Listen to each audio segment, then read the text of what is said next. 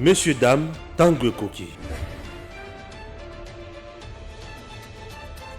Aujourd'hui, vous pouvez faire la différence. Aujourd'hui, vous pouvez faire partie d'une communauté. Aujourd'hui, vous pouvez recevoir gratuitement des téléphones, des PC portables ou encore du cash pour vos achats. N'attendez plus, devenez membre de GG Link. Vous avez le choix entre plusieurs niveaux: bronze, argent, or. En devenant membre de notre communauté, vous vous donnez la possibilité de naviguer sur GG Link Store et GG Link Pool Free, être informé des dernières informations d'emploi dans votre communauté, utiliser les produits américains à moitié prix, vendre ce que vous n'utilisez plus aux membres de votre communauté, recevoir des lots gratuits. Premier arrivé, premier servi. GG Link souhaite fournir à chaque membre un ordinateur portable à prix mini. Nous souhaitons donner à chaque famille de la diaspora, de Kinshasa et de province, la possibilité de s'équiper en matériel informatique de qualité. C'est la raison pour laquelle nous vendons des PC portables neufs à partir de $149. Ne tardez plus, visitez gglink.com. Ne tardez plus, visitez gglink.com. Merci, Nabino Masso, Bozolanda Bisso de partout, chers compatriotes. Bon lundi, Nabaïbanso, Bazolanda Bisso, na Mikilia Poto. Vous êtes ici en République démocratique du Congo. Stéphane Balamwangue, votre humble serviteur. Je suis là pour vous informer. Merci, Nabaïbanso, Balandi Bisso. Uta semaine mobimba oyoleki lelo mokolo ya lundi tozokota na mozindo ya maleki weekend mobimba en République démocratique du Congo pour être tozalaki na binoté, mais on a essayé quand même de parler de quelques points et aujourd'hui tozokota susu na mozindo ya kolobela ba point mususu po tokoba kaka d'information. Chers compatriotes, nous allons parler une fois de plus de Christian Bossembe dans cette émission depuis sa nomination comme membre d'abord du CESAC et son élection comme président de cette structure ou de cette institution d'appui à la démocratie. Mbula ya ba critique, mbula ya kofinga, mbula ya motema mabe et zali obese konoka, chers compatriotes, na ndenge moko oko sakana na yangote. En dehors de ça, tokolobela maman Denise Nyakeru Oyo à la Kisi une fois de plus Mutema Munene Oyezana Yango. Là, je vais parler directement du couple présidentiel. C'est-à-dire, je vois papa, président de la République, Félix Antoine Tshisekedi Tshilombo, maman, première dame, maman Denise Nyakeru Tshisekedi. Je vais parler d'un couple Oyo. Moi, j'aime faire toujours la comparaison. Et au moment où je vous parle, mwana oyo batuso bamonaki tina te mwana ya pasi ya nzala libota wana ezwi esengo balakisi bango bolingo balakisi bango ke bisika na bino eza na Congo. Abed-Achour, à qui je dis merci et bravo, félicitations Abed-Achour, l'homme de bienfaisance. Aujourd'hui, je ne peux que vous dire merci. Pourquoi? Puisque j'ai observé Abed-Achour de très loin et n'a que se rendre compte que c'est quelqu'un qui a aussi le cœur pour les autres. Et des gens pareils, moi, ça me fait du bien. Oui, Abed-Achour n'est pas là en train de couper ça, ce qui est banalité. Il est là pour un thème. Et c'est une très bonne chose. Je parlerai d'Abed-Achour, je parlerai également de Madame Olive Lembe. Et des comédiens, comédiennes, journalistes, tout le monde dans le même sac, Dubaï et wow. Je parlerai aussi d'eux. Ne vous en faites pas. Et en plus de cela, et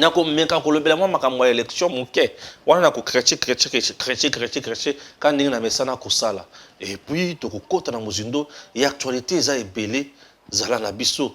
Na yokili susu ke fifi masuka zali cité na likambo ya détournement ya misolo. Eza ya solo to ya lokuta. Na kokota na mozindo. Chers compatriotes, l'heure est grave. Oui. Je voudrais commencer nazo banda kaka na Christian Bossembe d'abord. Christian Bossembe, cher Congolais. Christian Bossembe aujourd'hui azali na loboko ya John Lungila. Oyo ali ko finga ye tongo me di pourquoi.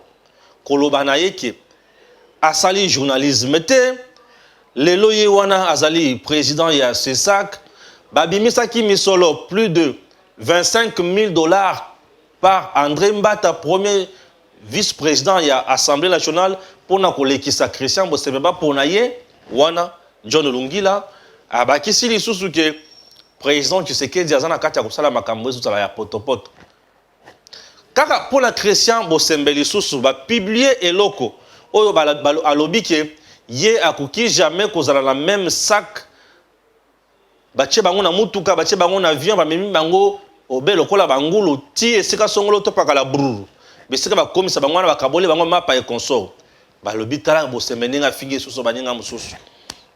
Chers Congolais, je vous ai dit et pena la kakibino ke ndako banda kolandela maye Christian Bosembe ali kosala na mboka na biso oyo bakofinga ye na kolia pona kolakisa ke est-ce que bato bali kofinga Christian bazali na raison to bazali na tort na kolakisa bino oyo bali kotonga ye na koya na kolakisa bino oyo bali kotonga bazotonga ye na raison to na tort. Mais dans tout ça na ko se rendre compte que mutema mabe na mboka na biso eleki ndelo. Est-ce que vous me comprenez? Mutema mabe na mboka na biso eleki ndelo.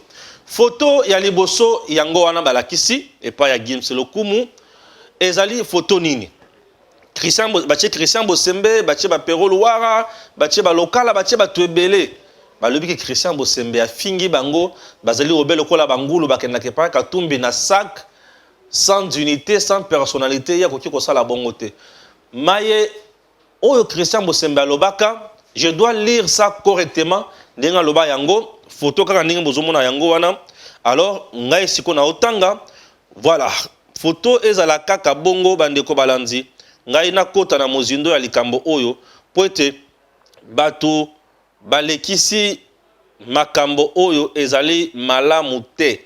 Voilà natangi mai alobaki je ne suis pas ce genre de journaliste qu'on peut mettre dans un bus ou dans un avion en groupe. On les amène quelque part, dans une résidence ou ailleurs. On fait avec eux ce qu'on compte faire avec eux et après on remet une enveloppe à chacun d'eux et à la fin on les demande de rentrer. Moi, tu veux de moi, tu me cherches. On se parle entre nous deux. On traite ce qu'il y a à traiter et je répare. La dignité se préserve, disait le journaliste Christian Bosembe. Oui, ndenge bomoni yango wana eza ya solo Christian Bosembe aloba bongo eza ya solo eza lokuta te Christian Bosembe aloba bongo. Nous avons constaté à une période ba journaliste kolongwa na Kinshasa na mipiku bake epa katumbi ba memi bango na kashobwe. Nous avons constaté à une certaine époque ba journaliste kolongwa na mipiku bake na epa ya matata na kindu na mipiku bazongi et lui a trouvé ça que ezalaki que loko oyo eza malamu te soki journaliste penza azana dignité na ye ya ko préserver à cause de la modèle wana te. Oui, effectivement. Ici, Christian Bosembe a parlé de deux choses au batifo sengeli bayeba. Et le quoi liboso eza que un journaliste aza mutu ya dignité, aza pe mutu sengeli a développé personnalité. Soki azali mutu bazo mema pamba na mopepe, c'est du n'importe quoi. Sauf dans un cas, il y a babengisi batubo kende kosala enquête journalistique, to mutu abengisi bino pour sa grande production. Mais oh mutu azo bengisa ka bino abengisi bino pour boye, abano kabela belo bambongo, et sili bozongi, vous n'avez rien fait, mais boye ka kozwa mbongo. Wana bomoto ezate. Bazo considérer bino te, bazo bino na mopiko kitoko te. Oui, aloba yango.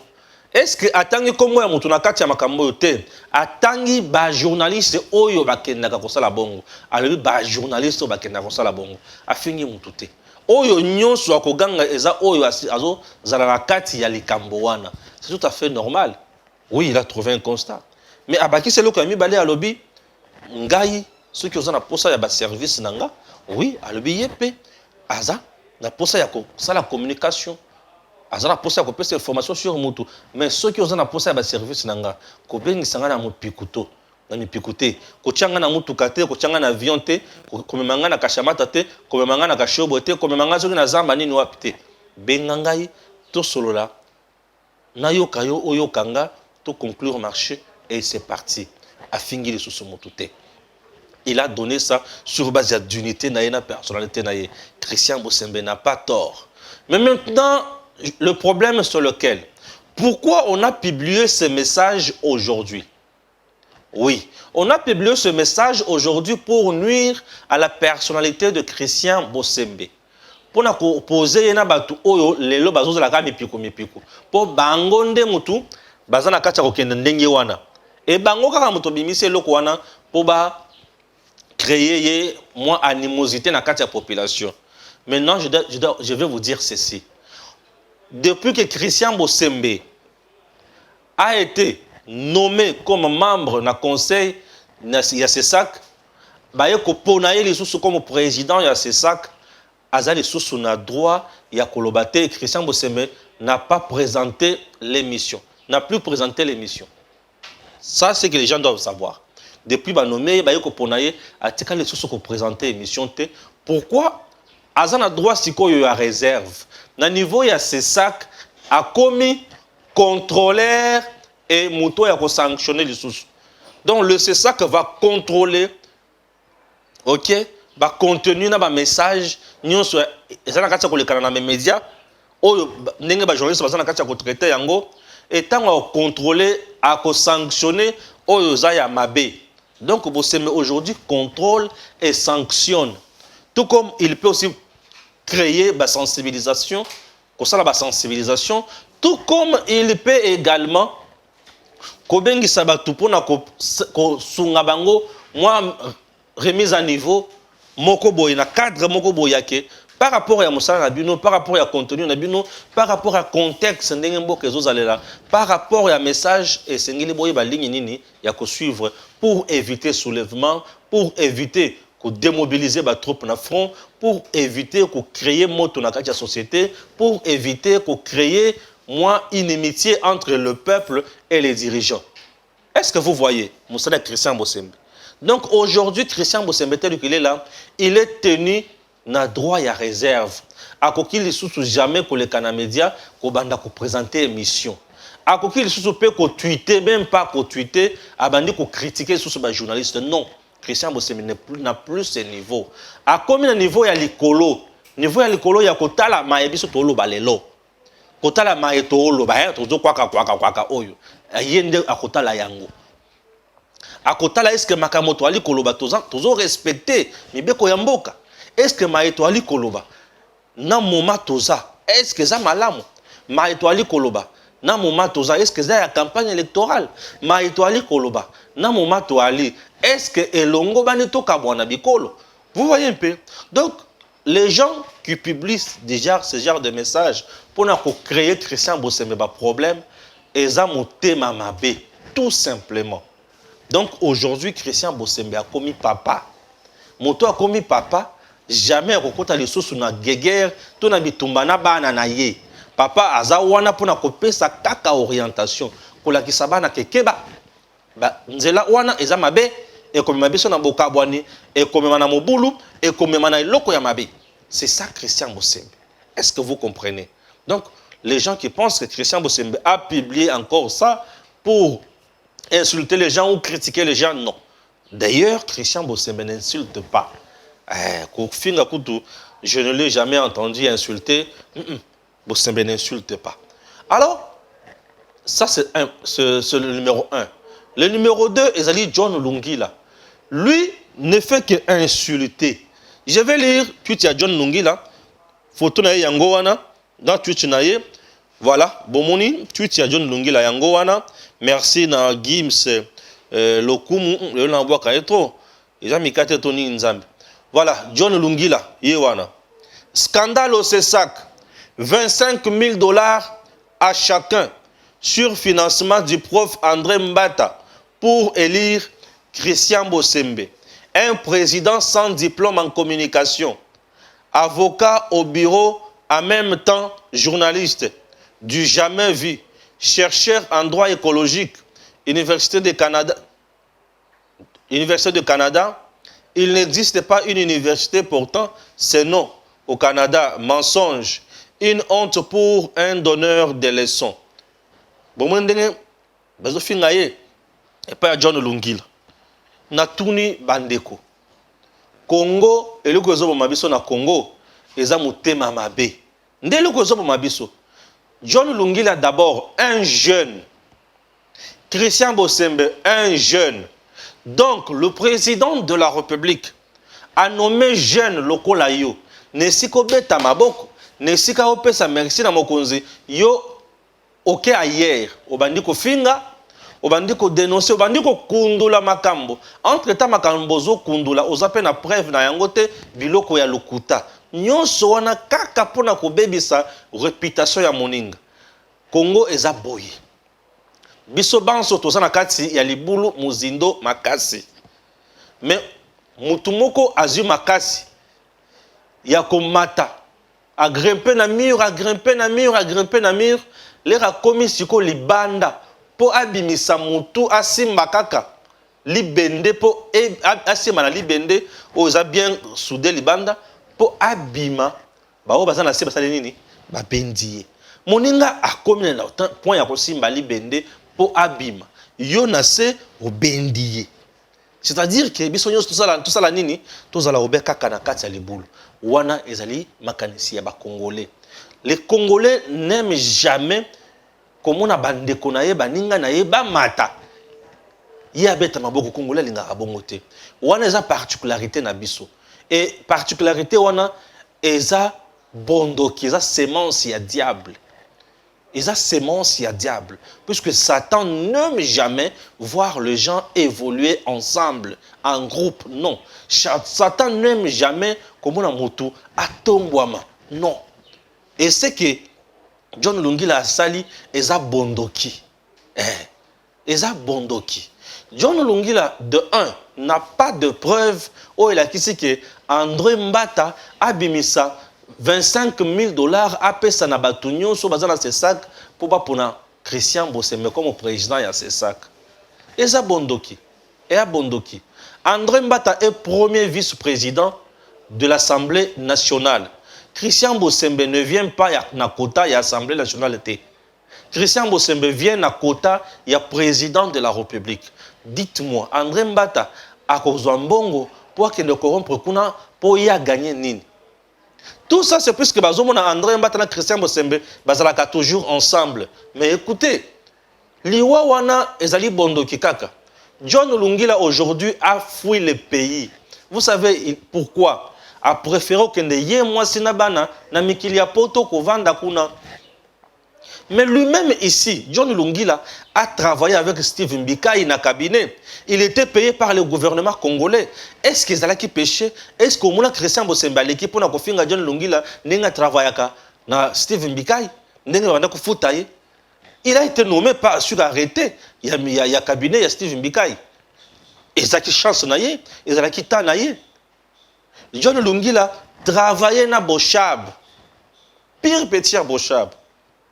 Est-ce que au monde mutu a telemi pour na finga ye pour na kolobake aux autres travailler na Bochab ndenge nini mutu lobi le côté mutu fingite. John Lungila travaillé na Tony Mwaba ministre PST mutu a telemi pour na finga ye azate mutu lobi le côté akena ki tuna Edict TV a combien émission place wana semble-t-il que banoma qui est na Edict TV wana chaîne ya l'état. Oui, Edict TV est la chaîne à l'État puisque c'est la chaîne qui appartient au ministère. Il y a ministère, il y a enseignement primaire, secondaire, consort. Et la chaîne à l'État. Et Moutou a télémé la John Lungila. Toi, quand tu présentais les émissions là-bas, quand tu étais engagé dans Edict Wana, Moutou a posé problème, Moutou a fingioté. Mais local, Moïni alingaka, Ndekonaye azoate, Yazoakaka, Yango Bomuni, Abimisi, Maseke, Abimisi Makanisia Boy, Eza Bondoki. Cessez avec la sorcellerie. Quittez la sorcellerie, chers compatriotes. Moi, la bateau, beaucoup de la laïnine. Un orphelin de mère, Negazawana. Moi, na kola, aibi tata, aibi mamate. Mais dis-moi, aibi kaka tatana bayayana ye. Hein? Moi, na oya kola la passe, le kola Christian Bosembe. Il s'est forgé pour comment oya komiwana.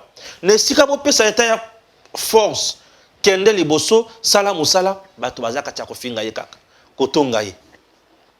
Vous trouvez ça normal? Konkoli to zandengeni. Moninga komi wana. Toi tu as bouffé l'argent national à l'État ti Mais Christian Bosembe, natikali koyoka te ke ba nommé na cabinet songolo to pakala. Non. Nomination de Christian Bosembe à Liboso na yoki Yamakasi sur l'ordonnance du chef de l'État. Oui, c'est sa chance, c'est son temps et ils alluent méritocratie. Ils alluent méritocratie. Christian Bosembe est directeur de production de la RTGA. Lungil avait me dire que ils ont une chaîne de télévision à Congo Awa et les RTGA ont capacité personnelle. Na Congo Awa. Mais attention, RTGA zana ba professionnel et média ya kosanganate. Je dis belé, mais Christian Bosembe a dirigé ba toana. Ceux qui a une incapacité a dirigé ba ngondengeni. Donc bango bazaki bamboa. Bango bazaki maïl était yo moko ne mutosala études en communication. Est-ce que le grand journaliste, les gens qui ont fait la fierté dans les médias, bah c'est le journalisme. Il a fait 16 ans dans le métier oyo. C'est quoi ça au juste au Congo? Ba Congolais bazana mutema mabe na degré moko bandeko et le kelana mutundela. Et le kelana mutu et le kelandelo. Oyo pesa zo sentir que ça likunya. Mitema et oza kindoki ya buta bo mwana. Kindoki ya buta bo mwana. Kindoki. Vous savez Christian Bosembe aujourd'hui a des symboles. Il y a efficacité, il y a loyauté. Il est resté loyal à la République. Et la République est récompensée pour servir la République. Mais Moutoumoutou soit qui passe. C'est compliqué dans ces pays. C'est compliqué. J'aimerais vous dire ceci. Ne si kato finga Christian, asala diplôme te, asala communication te, asala boye, akosa batu. Ça ne sert à rien. Engageons le vrai débat. Le vrai débat sur lequel Christian Bosembe a mis sa plan naïe à travail, a mis sa vision naïe, bisika aza, abanda musala, to critiquer sur base ya musala akosala.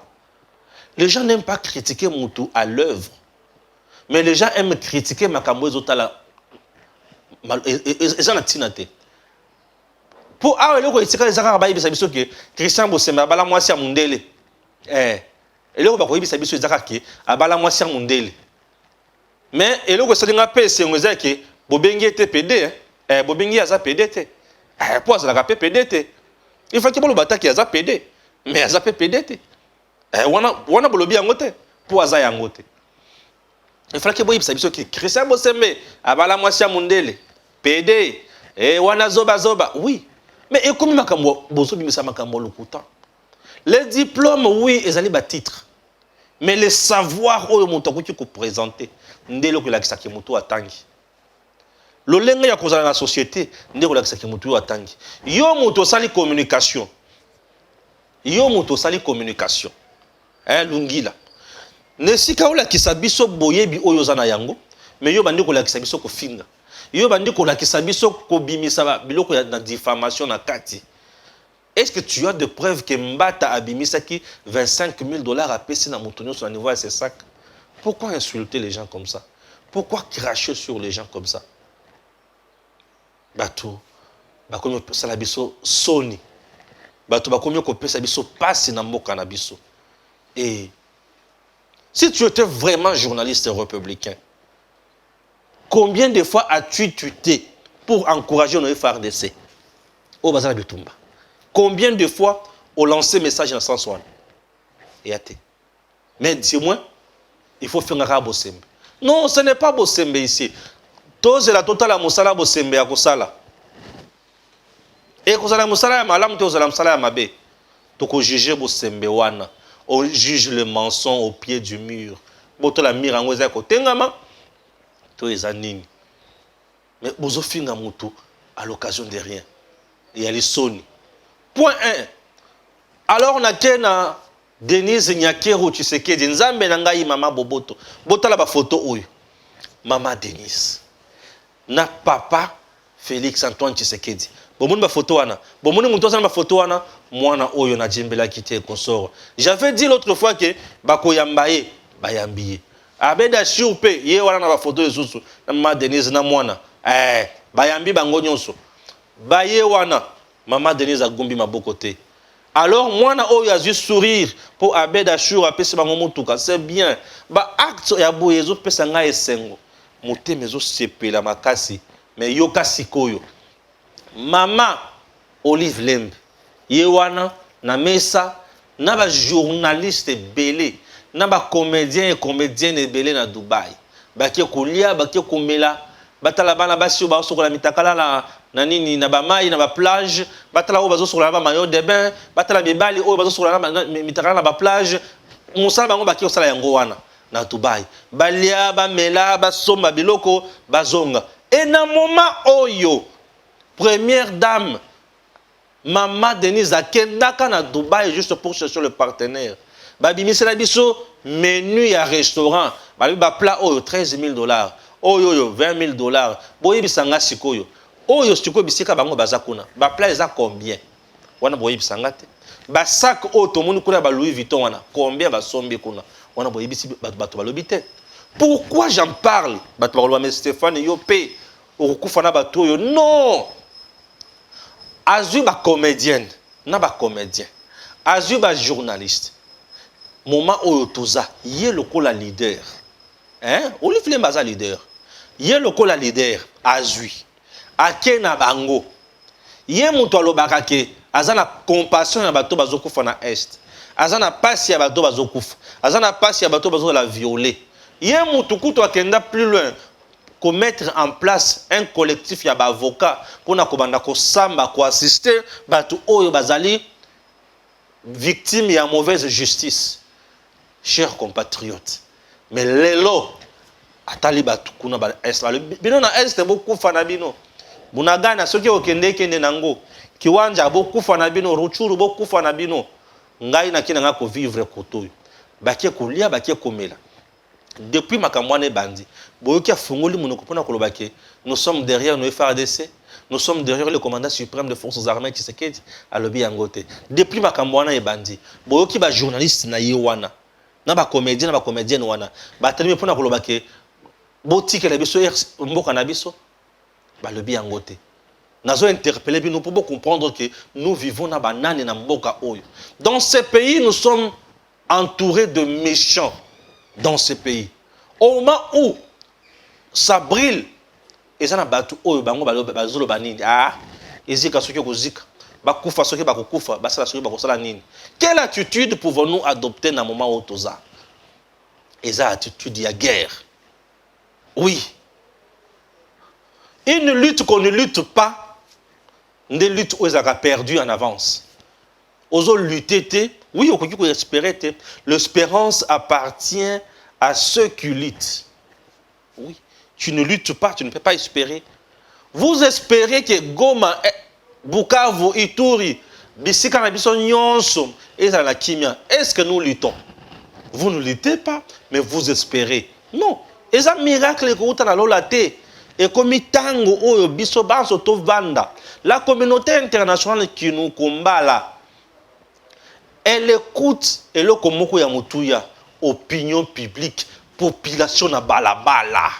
Il est temps de se mobiliser. Kozala na babalabala, côté le makaliboso ba bureau na bango, ba ambassade na bango. Pression wana et kozongisa bango sima. Pour ceux qui te keka na mandoki, bango baza na mandoki koleka kutu na biso. Communauté internationale, azana mando qui koleka na biso, azana ba moyen ebele oyo ko contraindre biso, mais le moyen oyo communauté internationale a fukamaka eza population tango telemaka a telemi na balabala a lobi trop c'est trop, continuer maintenant à nous tuer. Tout si la kaka na mokili oyo à ce moment-là ba kozala diviser parmi eux et kozala ba oyo ba koloba mais non, to comme ma population boité, mais nous sommes là pour quel motif au juste? Qu'est-ce que nous faisons? Ba kozonga sima. Ce qui au monde ba utu kozonga sima mikolo oyo nano po ba moni mobilisation ya peuple congolais. Yango wana soki na fandi na kanisi na lobi nzambe na ngai. Pambola princesse Adèle Kainda Maïna la diagonesse. Na année oyo ya 2022, elle a fait de miracles dans notre pays. Elle a soutenu le président Tshisekedi, elle a soutenu le peuple congolais, elle a soutenu nos FARDC dans le moment ya bolembo ya kosakanate. Princesse Adèle Kainda Mayina na niveau ya centenaire. Abandaka kuna na losambo ya liboso. Ndenge mbali komona bilili wana. Abanda kuna na losambo ya liboso na centenaire. Losambo wana ezalaka pona kosambela pona peuple congolais. Libumuna se bato balali. Na 2022. Boyoka ba prouver ça en 2022. Losambo ya liboso kosambela pona peuple congolais. Kosambela pona FRDC. Tala drapeau na maboko. Kosambela pona Fachi. Kosambela pona mboka. Tala batu. Losambo ya liboso. Acte 1. Acte 2 ayena le 17 juillet na stade de Martyr. Tala batu ebele na stade. Kosambela obe kaka pona RDC. Kosambela obe kaka pona FRDC. Kosambela obe kaka pona Fachi Beton. Tala niveau, tala accompagnement. Tala niveau, tala accompagnement. Chers compatriotes, Princesse Adèle Kainda Mayina ne s'est pas limitée là. Le 14 novembre, awa. Losambo ezalaki awa. Qu'est-ce que losambo ya nini? Ya marche ya munene. Marche ya munene. Elungwe na centenaire kuna kinoti na régie des eaux. Tala ebele ya batu na balabala. Tala niveau. Et ce n'était même pas tout. Avant Kutu awa, akitaka tina Sandoa, chers compatriotes.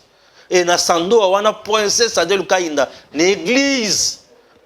Losambo lisusu et Salema pour na FRDC, pour na Fachi Beton, commandant suprême, pe pour na batonyo sonamboka. Bande ko balandi. Tala batu otozoluka na moment oyo. Bango yeyo. Tala batu toluka. Azana ba casquette ebele. Diagonesse, Maman Kipendano, intercesseuse, elle est autorité morale d'un parti politique, elle est ministre d'État. Mais atika ba casquette wana, asalela casquette misusu. Bandeko, il est temps où ba tu sengeli ba yeba. Que bisika ozali, ele kwa kosala ya mutuya, eza makambo oyo Princesse Adèle Kainda Mayina sali na mboka oyo. Voilà ba toluka. Yeye wana azo sambela, mais Maman Olive Lembe. Ye akena batu. E batu wana ba journaliste akena bango wana. Tango bakozonga awa musala na bango kofinga kaka Tshisekedi. Musala na bango kofinga kaka mboka. Musala na bango kaka ko critiquer. Soki mboka ozalaki mabe, ezaki mal géré. Mais les bazoza ba visa bazo kene facilement bongo. Ba kepe bazongi sans problème, bazala inquiété. Nous sommes aujourd'hui entourés na ba mercenaires. Ba mercenaires baza ebele. Baza na posa eloko moko bitiki le tuboya. Et sopanato lokota. C'est tout. Souci na bango que Félix échoue. Bango bazo maloba. Que Félix échoue. Bango ba seka. Que Félix échoue pour bango ba ya kolokota. Et nous disons, le président Tshisekedi n'échouera jamais. Bandeko. Vous devez retenir désormais que dans ces pays, tous les journalistes, dans la catégorie, tous les journalistes à Katumbi, tous les journalistes à Matata Ponyo, tous les journalistes à Olive Lembe, et tous les journalistes à la République démocratique du Congo. Les journalistes à Katumbi, et chose grave, c'est toujours le même groupe. Bazake pas Katumbi. C'est toujours le même groupe basé par Matata Ponyo. C'est toujours le même groupe basé par Olive. Est-ce que Nazo Kam, Naokamote, Olive Lembe Kabila na Katumbi, Batumoko, Matata Ponyo, Kabila, Batumoko, et ça groupe na bango. Donc c'est juste ce groupe basali, bapesi bango ba moyen et ba moyen bapesi wana, et ça pona ko baby sa image ya mboka. Et ça pona ko baby sa makamomanso. Tina wapi to kosenga na bosembe. Média nyonso espace na contrôle oyo longobani ya sanctionner mututu média nyonso oyo ekozala na nzela ya bondoki. Il faut sanctionner. Ah oui. Et nous ba journaliste côté à République yoka les sociologues comme sous ko et wana ndele kelakanga. Le même journaliste que vous voyez là, ils sont nourris par les gens qui sont au gouvernement.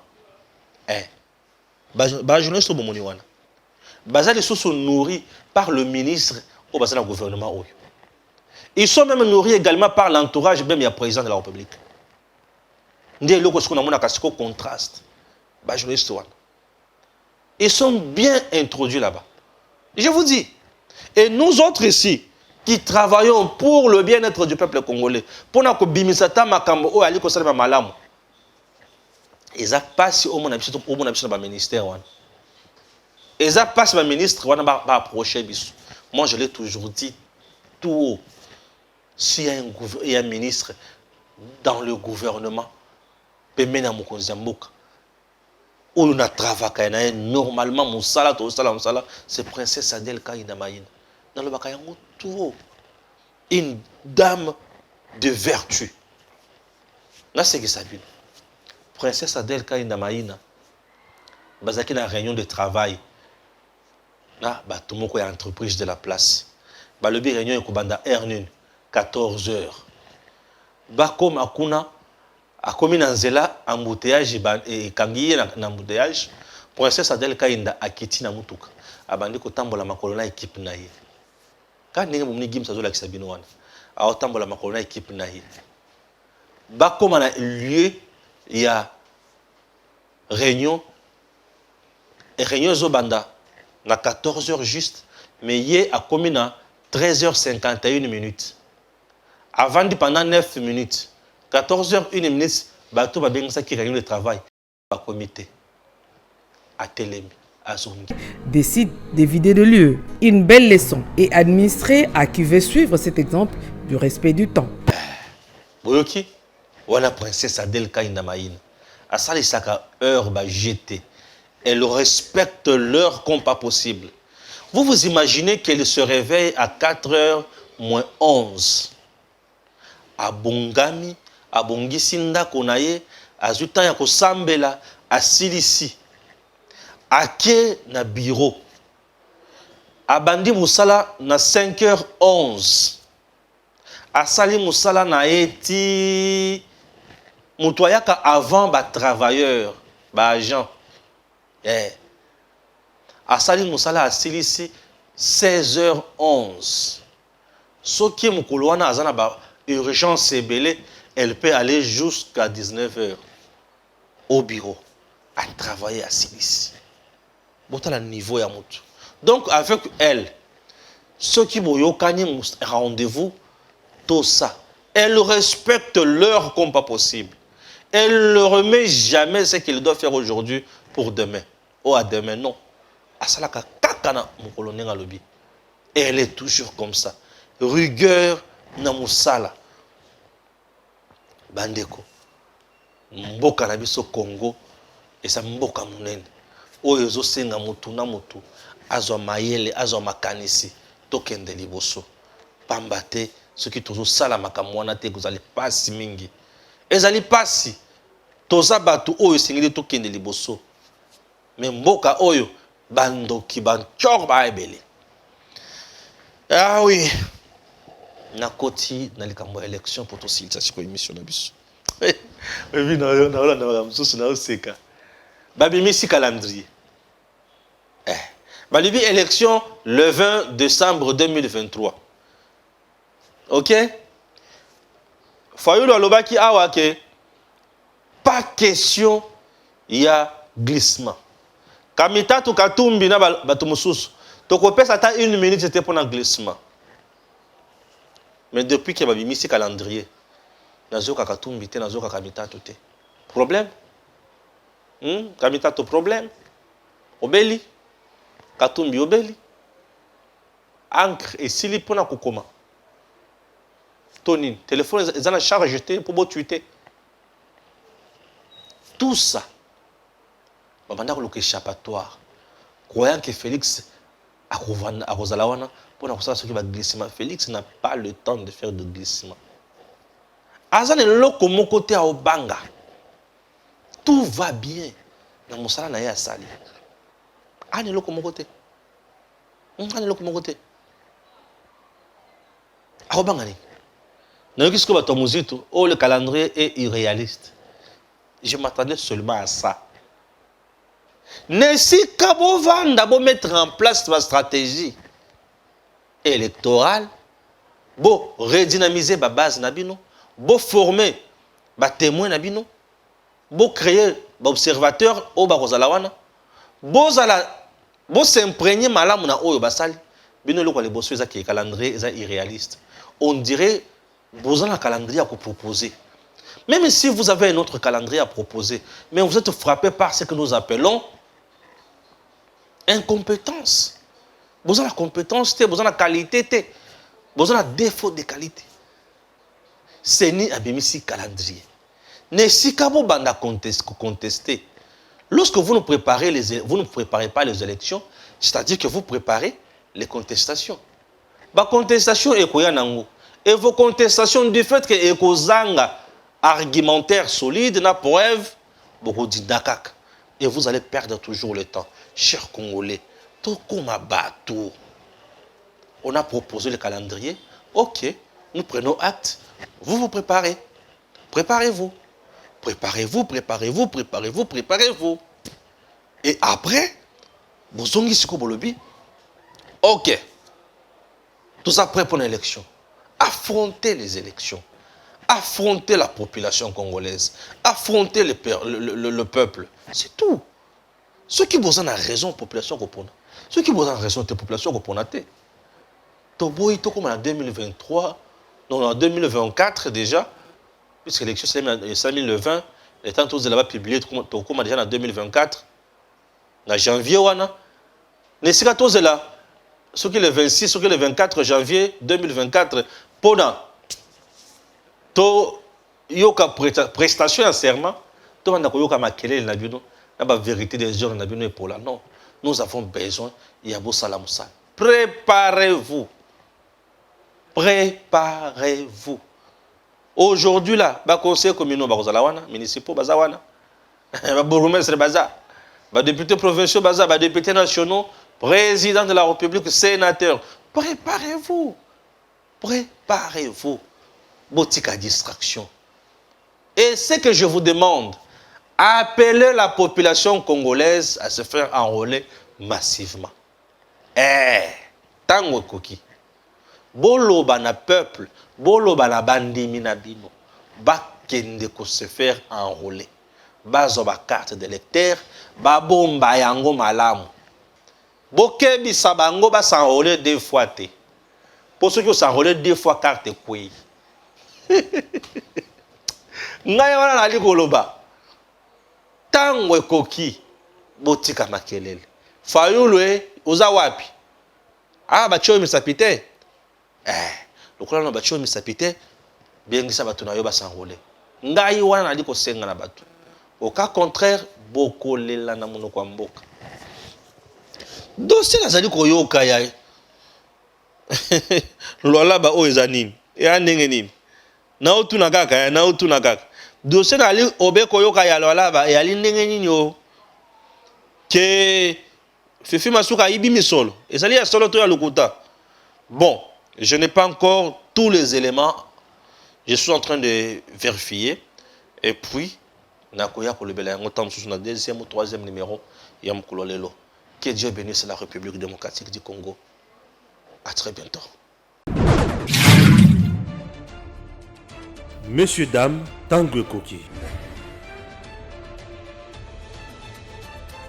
Aujourd'hui, vous pouvez faire la différence. Aujourd'hui, vous pouvez faire partie d'une communauté. Aujourd'hui, vous pouvez recevoir gratuitement des téléphones, des PC portables ou encore du cash pour vos achats. N'attendez plus, devenez membre de GG Link. Vous avez le choix entre plusieurs niveaux, bronze, argent, or. En devenant membre de notre communauté, vous vous donnez la possibilité de naviguer sur GG Link Store et GG Link Pool Free, être informé des dernières informations d'emploi dans votre communauté, utiliser les produits américains à moitié prix, vendre ce que vous n'utilisez plus aux membres de votre communauté, recevoir des lots gratuits. Premier arrivé, premier servi. GG Link souhaite fournir à chaque membre un ordinateur portable à prix mini. Nous souhaitons donner à chaque famille de la diaspora, de Kinshasa et de province, la possibilité de s'équiper en matériel informatique de qualité. C'est la raison pour laquelle nous vendons des PC portables neufs à partir de $149.